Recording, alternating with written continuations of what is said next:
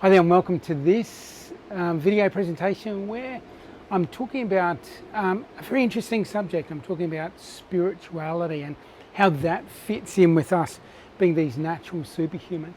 I'm filming this at Candi Dasa up on the east coast of Bali, and I thought for a conversation about spirituality, I'll put myself right in the middle of this beautiful thing called Mother Nature. You're likely to hear the sound of the ocean in the background. An interesting thing with the topic of spirituality is I set out a little over 10 years ago. I was going to write 5 books in 10 years, and it was going to be the guidebook series. So first book was Guidebook to Happiness, Guidebook to Optimum Health, Guidebook to Authentic Success, and my original plan was a book on amazing relationships, Guidebook to Amazing Relationships, and the 5th book was going to be on spirituality. So spirituality in a modern world and in a modern context, and because I'm all about practicality, how can my spirituality, my spiritual practice help me be the most awesome I can be and do the most awesome stuff and leave the most awesome legacy. So that's sort of, the practical piece of the spirituality thing. So I'm going to just riff on this subject for a while, and this is a conversation, food for thought. I might give some specific suggestions that have been particularly impactful for myself and in my own life. So there'll be a bit of that, but this is just opening up the conversation. And this is a conversation from a dude, used to be in the army for, almost 15 years, consulting to Olympic Games, specialising in bomb management, very much in the security space. And when we were consulting to Olympic Games and putting our bids together for our services, our consulting services, we'd show these horrific pictures of people getting blown up and scaring the bejesus out of the organising committee in order to convince them that they needed to bring us in to remove the fear of someone or something or some organisation or some terrorist messing with the games and causing untold damage and harm to not only the physical thing but the reputation, all of that sort of stuff. So that's where I came from. When I was in the military, definitely an atheist. I didn't like going along to the military religious services and all that sort of stuff. When I was growing up, got taken along to Sunday school for a number of years, and then my parents offered the choice: you can either go to Sunday school or you can mow the lawn. And we had a fairly big lawn, so it was a several hours a job mowing the lawn, and I'd often take mowing the lawn over going to this Sunday school because it didn't quite resonate for me. So that's my sort of, background. But as I've gone on my journey, and I talked about transition point for me around 1999, when I did the Tony Robbins work and I started introducing yoga into my life. I changed my diet around, went more vegetarian, stopped getting drunk, that sort of things.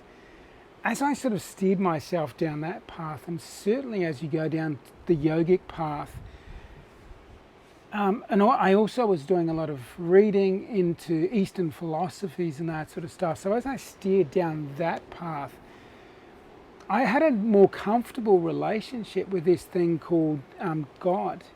I remember traveling through South America in 2001, and I found a book by Deepak Chopra at the time. Can't remember the specific title, but it introduced the G word, the God word, and it was the first time I was sort of quite comfortable with the use of that word without sort of cringing or, trying to run away from it. I remember doing a Tony Robbins seminar, I think it was in the year 2000, and he would talk the God word, and I'd get a little bit cringy.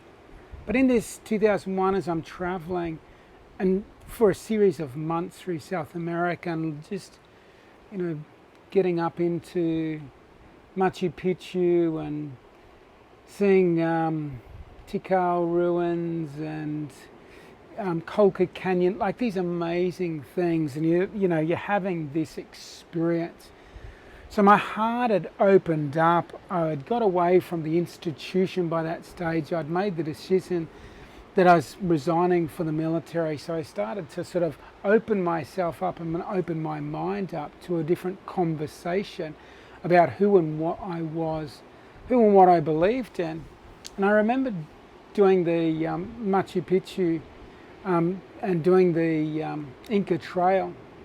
And on the Inca Trail, there was this amazing guy who was talking about, as we were sitting there under the stars, he was talking about ancient civilizations. And, he was just a treasure chest of history, both near history and ancient history, is astrological and all of that sort of stuff, started opening me up to a different idea about this thing called spirituality.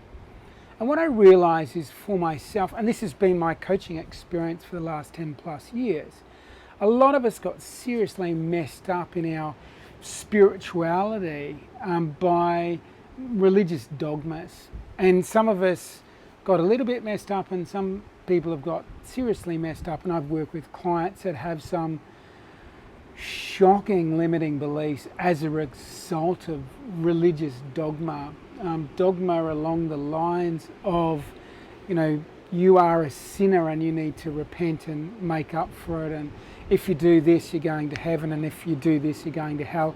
All of that stuff, untangling it.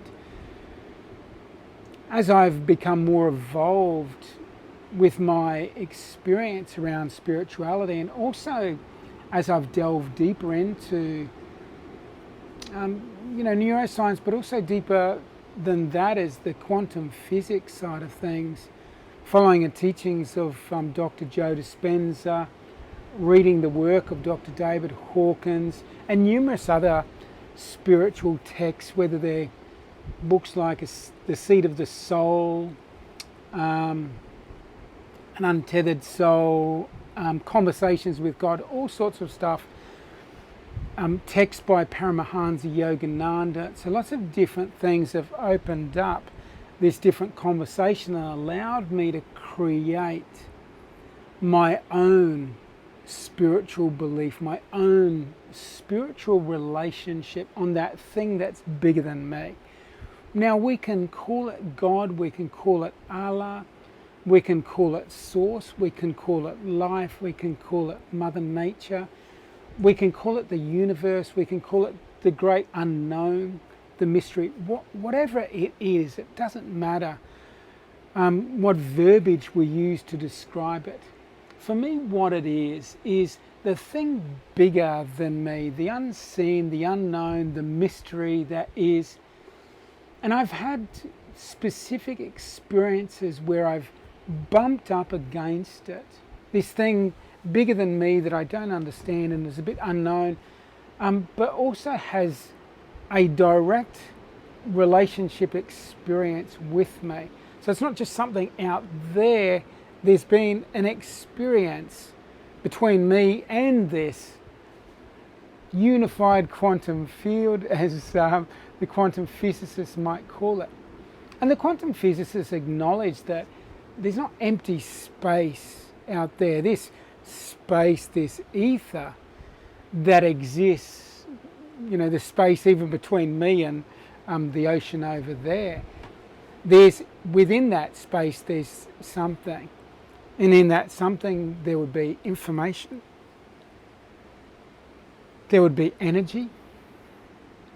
And for me, there's intelligence, like there's an intelligence within that space that organizes stuff, that organizes frequency, vibration into form. And again, the quantum physicists would agree with that concept. There's this intelligence, this self-organizing nature. Now for me, I go one step deeper as well than the purely quantum physics and call it a loving, intelligent information which I have a direct relationship with. And I've created a spiritual practice and experience, whether that's through my meditation practices, my breathing pranayama practices, but a relationship with me and this unknown, me and this God, me and this source, me and this mystery, which doesn't have a middle player. I don't need to go through a third party to have this relationship with life. I've also had the direct experience, and I've seen it within a number of my clients, where I'm more aligned with this thing I'm calling source or God, and in the alignment of that, I'm able to manifest things so much more quickly and more easily. What I mean by that is I might be sitting there in meditation, feeling connected to God and source, and within that space of deep calm, I have this internal guidance system that allows me to be more aligned with my intuition and my conscience, to understand what is right and what is not right for me, and I can have that experience there.